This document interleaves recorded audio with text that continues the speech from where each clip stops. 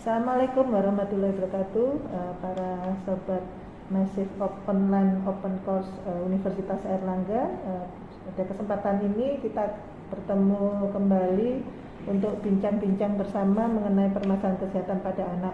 Sebelumnya perkenalkan dulu, nama saya Dr. Duyanti Puspitasari, spesialis anak konsultan. Saya salah satu dosen di program studi Magister Ilmu Kedokteran Tropik Universitas Airlangga Surabaya.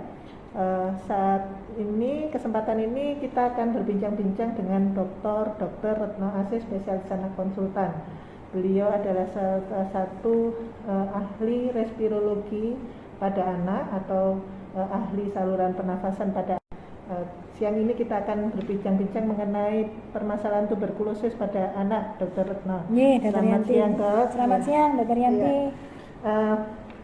Kita langsung mulai aja ya, Dr. Retno. Ya.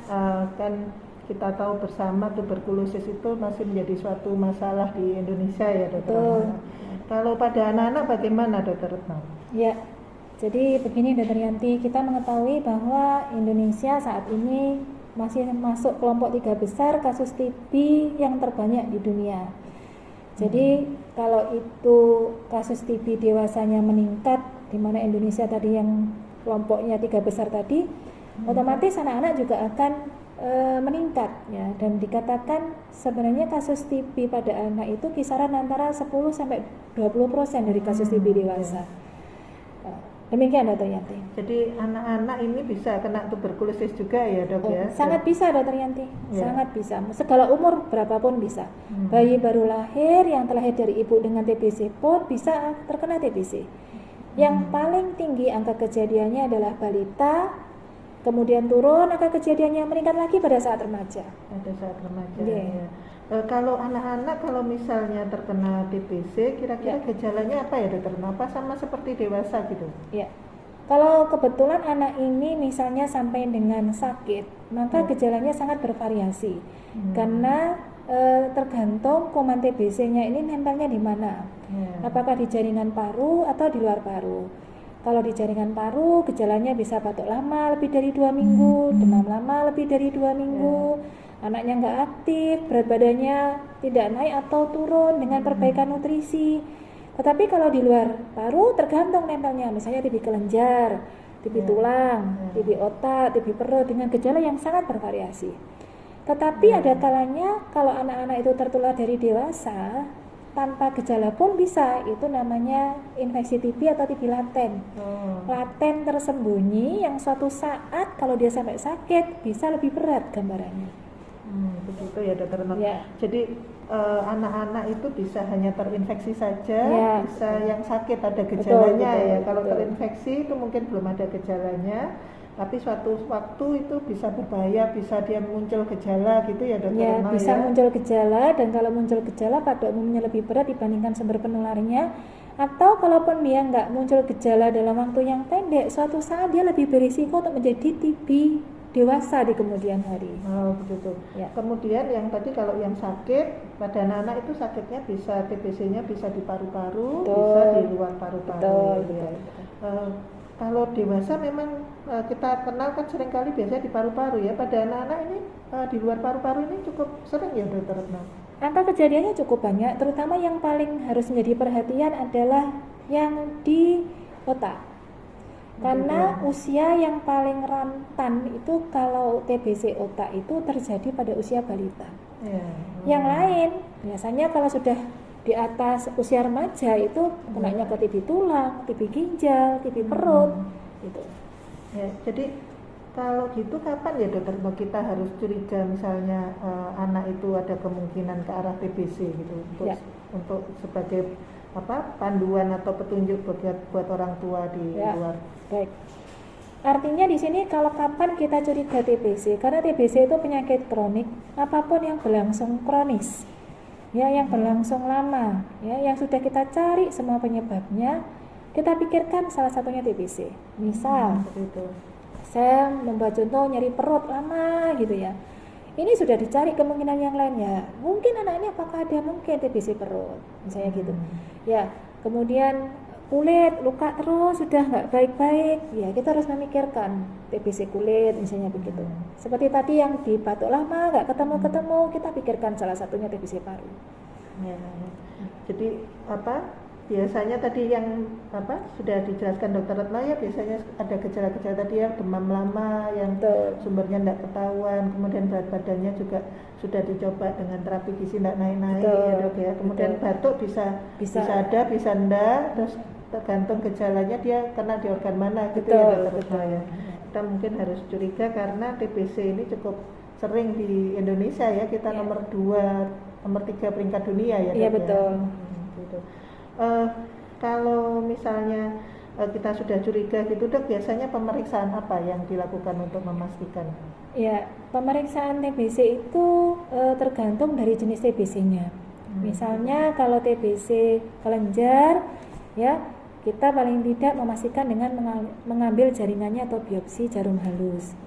Tetapi kalau misalnya TBC paru, kita mengupayakan mendapatkan dahaknya, ya, karena pemeriksaan dahak itu akan sangat penting. Selain kita bisa menemukan kalau memang dahaknya positif, resiko penularan ke yang lain itu juga besar. Karena kita harus tahu bahwa anak pun bisa menularkan ke anggota keluarga yang lain.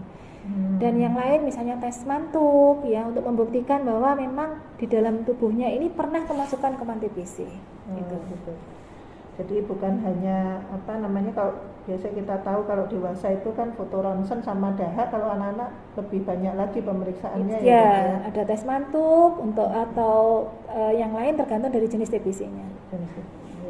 Terus untuk pengobatannya bagaimana Dokter Retno untuk TBC pada anak-anak itu? Apakah sama dengan pada dewasa yang kena TBC atau ada yang berbeda Dokter? Ya, yang jelas TBC pengobatannya itu sangat tergantung dari jenis TBC-nya Dokter Yanti. Kalau dia TBC paru tanpa komplikasi macam-macam 6 bulan. Kalau TBC yang berat bisa sampai 1 tahun. Itu obatnya. Yang kedua itu lamanya. Obatnya sedikit berbeda dengan dewasa. Dosis jelas ya berbeda karena kan anak-anak lebih kecil beratnya. Kemudian yang perlu diperhatikan lagi di sini adalah minum obatnya. Minum obatnya kalau dewasa itu kan kadang yang fase lanjutan itu 3 minggu minumnya tidak tiap hari ya. Kalau anak-anak minumnya harus setiap hari, diupayakan setiap hari.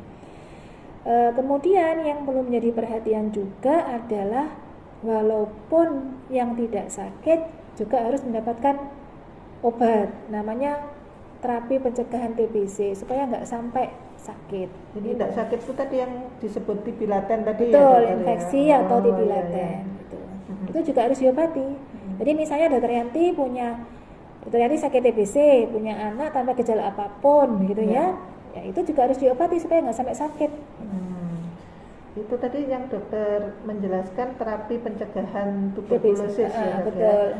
Kalau pada anak-anak itu siapa aja Dok yang perlu mendapat terapi pencegahan itu Dok? Semua balita sebaiknya kalau kontak dengan penderita yang terkonfirmasi gitu ya, artinya sudah kontak dengan bapak ibunya TBC atau siapapun, itu diobati semua balita. Kalau yang di atas balita itu ada beberapa hal yang harus kita evaluasi. Misalnya mantuknya positif atau enggak, fotonya ada masalah atau tidak. Gitu. Jadi untuk anak-anak TBC itu ada 2, satunya pengobatan pencegahan, satunya pengobatan untuk yang sakit ya. Betul. Ya. Ada bedanya ini Dok antara pengobatan yang untuk pencegahan sama yang sakit? Jelas beda Dokter Yanti. Kalau pengobatan pencegahan itu jenis obatnya pada umumnya lebih sedikit. Ada yang 1 macam obat selama 6 bulan atau hanya 2 macam obat selama 3 bulan. Tapi kalau sakit itu dia minimal 3 macam obat di 2 bulan pertama, selanjutnya 2 macam obat di 4 bulan atau yang lebih. Gitu. Jadi lebih banyak. Ya, lebih banyak dan lebih lama ya, betul. Kemudian biasanya kalau setelah pengobatan gitu Dokter Retno, kapan kita bilang TBC-nya itu sembuh? Iya.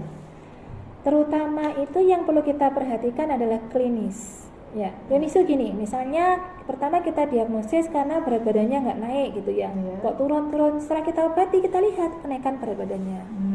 Gitu. Pemeriksaan yang lain itu misalnya foto gitu ya. Foto itu tidak selalu menjadi indikator untuk menghentikan terapi TB. Jadi terutama klinis. Ya, TB kelenjar ya, sudah nggak ada lagi pemeriksaannya.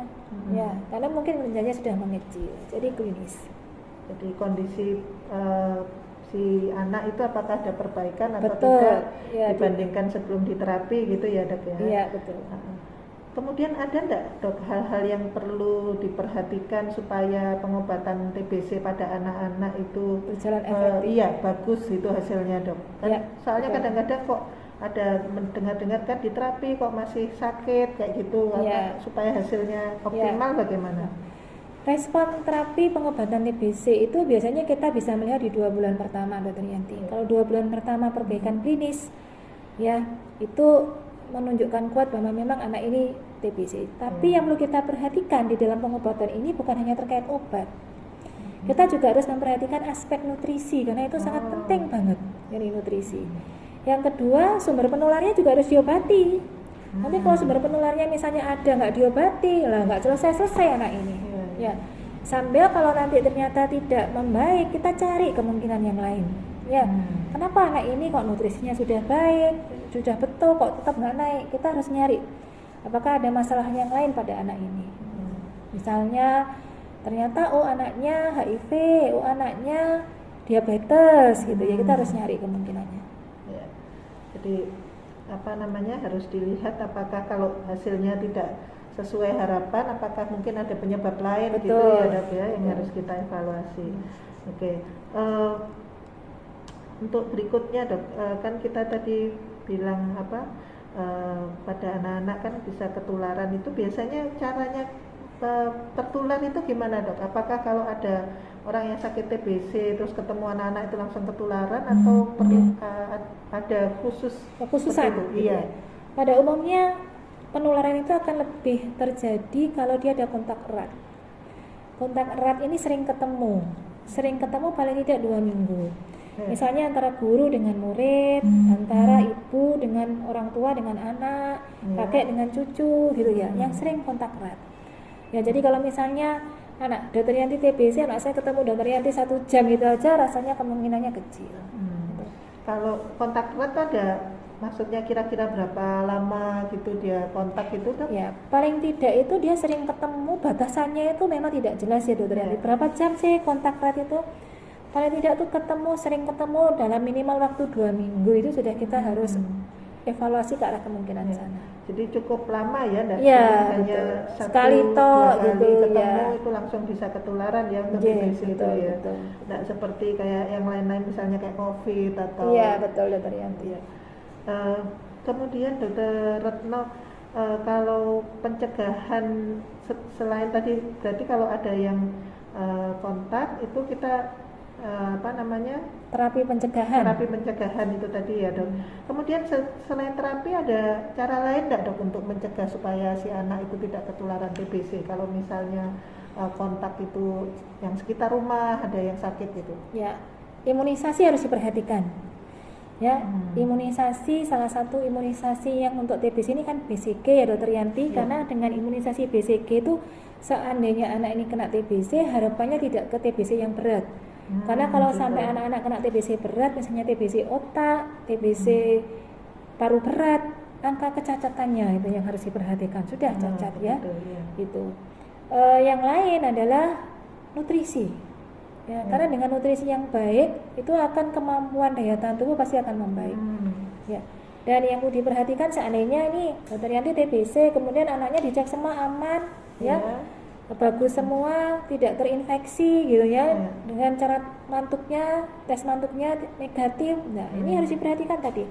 Sumber penularnya harus diobati yang betul, nutrisi anaknya harus diperhatikan. Si sumber penular kalau batuk juga harus cara batuk yang betul, ventilasi diperbaiki gitu. Ya. Apa kalau ada yang serumah yang sakit TBC itu apa harus pakai masker terus gitu dok selama pengobatan itu? Ini yang seringkali memang ditanyakan orang tua atau pasien ya, kalau bapaknya TBC ini terus anaknya dijauhkan dengan makanya bapaknya gitu ya. Kayak kemarin itu saya juga dapat pasien begitu, ini bapaknya sekarang nggak boleh tidur sama anaknya, apalagi kalau ibunya bayangkan nggak boleh tidur sama anaknya. Sebenarnya yang mau diperhatikan pencegahannya itu terutama adalah 2 bulan pertama ya dokter Yanti, terutama kalau orang tuanya dahaknya positif.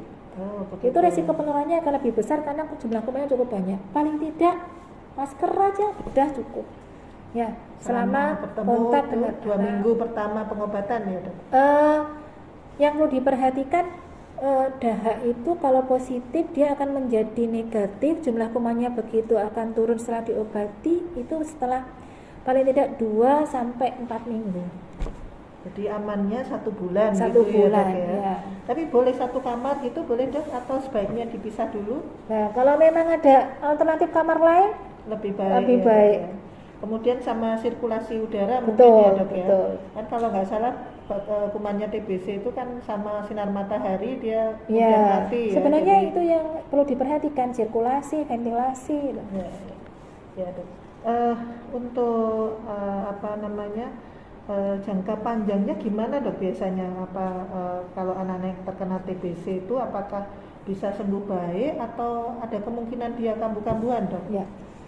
Jadi TBC itu kan kalau kita obati, misalnya apakah 6 bulan, 12 bulan, bahkan pada pengobatan TBC kebal obat tuh ada yang sampai lama ya, itu.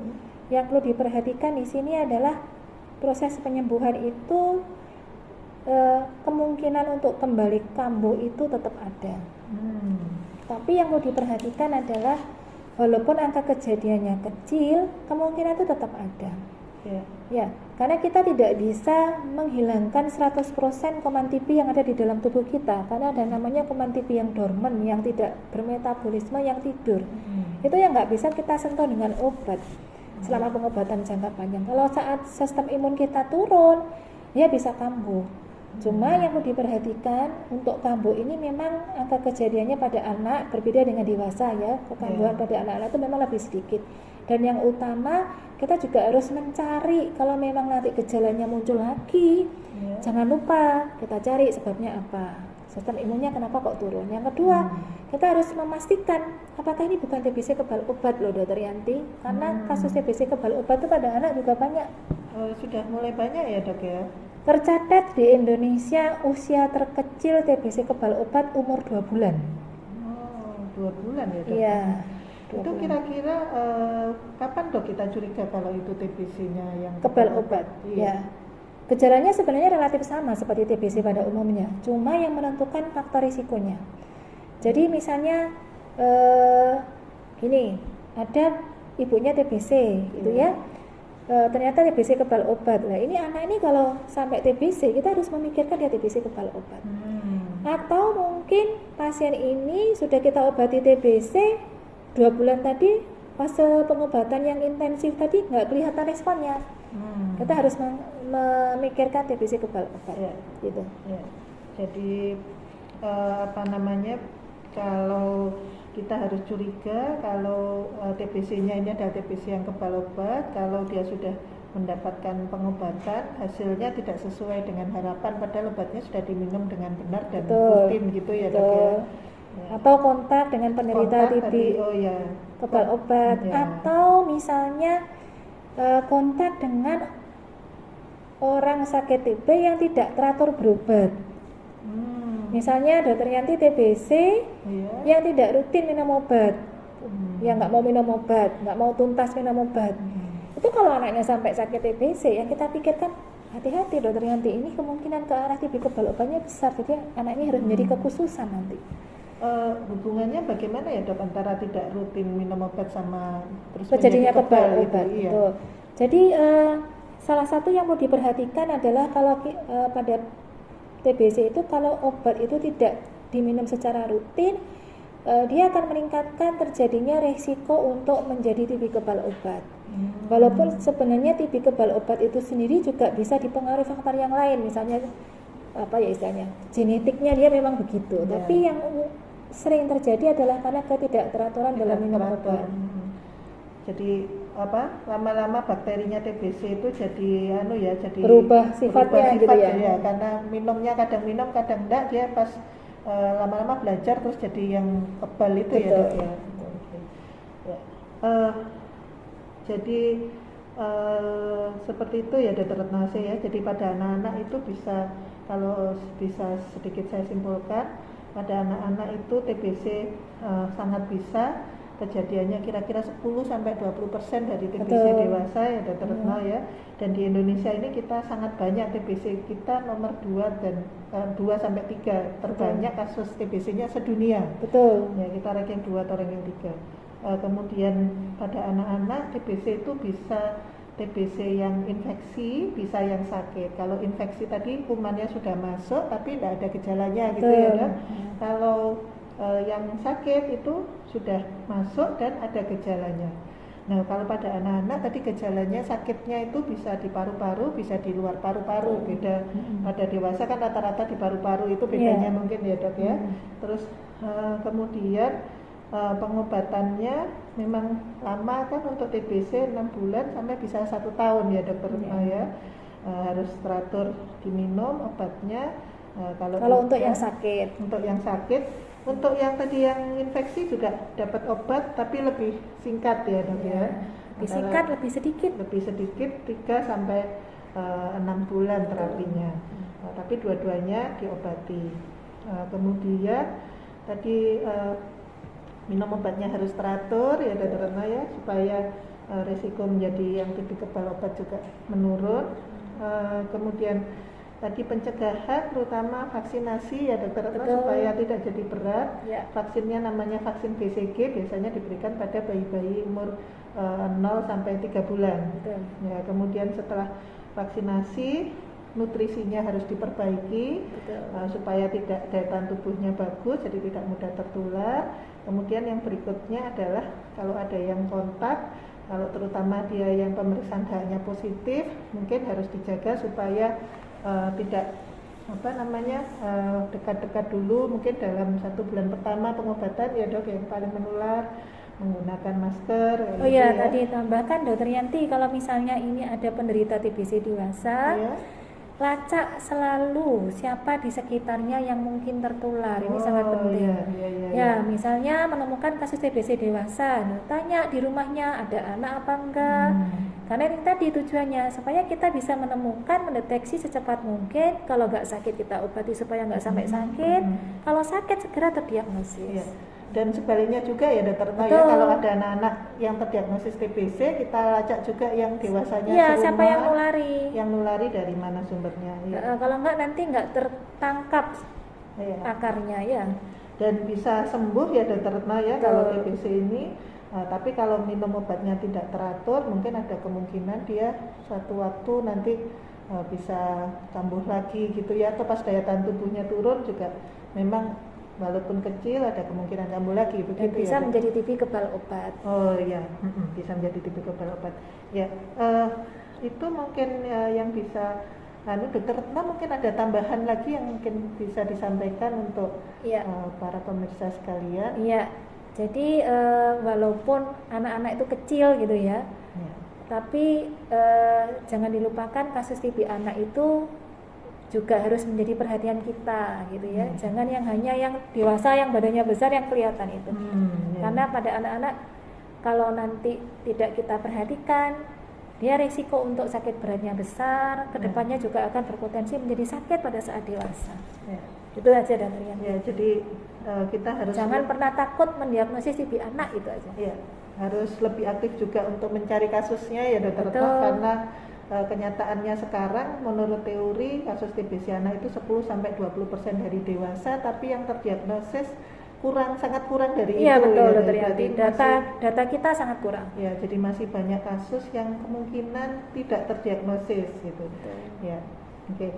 Terima kasih banyak Dokter Retno untuk bincang-bincangnya siang hari ini, semoga bisa bermanfaat untuk sahabat MUC Universitas Airlangga semuanya. Sampai bertemu di kesempatan yang lain. Sampai berjumpa lagi. Assalamualaikum warahmatullahi wabarakatuh. Waalaikumsalam warahmatullahi wabarakatuh. Next.